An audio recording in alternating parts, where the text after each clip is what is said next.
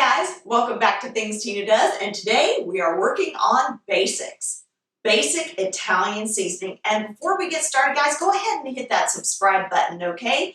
And that way you won't miss out on any of the great content that we're bringing to you, okay? And we are going to jump right in. All right, into our bowl, we have a little bit of salt, basil, rosemary, oregano,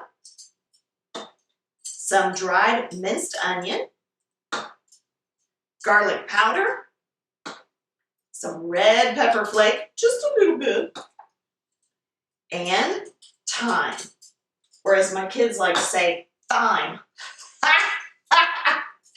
And I tell them, we are not in England, darling. Over here we say it thyme, okay? And we're just going to whisk that together. And when that is all incorporated, you guys, you can go ahead and use that in your recipe that you are making at the moment, or you know how I love to save my little jars. And our handy dandy funnel. Right into that jar goes our seasoning mix. Make sure to check the description box below for the full recipe. Don't forget to leave me a comment below and to like this video, and we'll see you next time on Things Tina Does.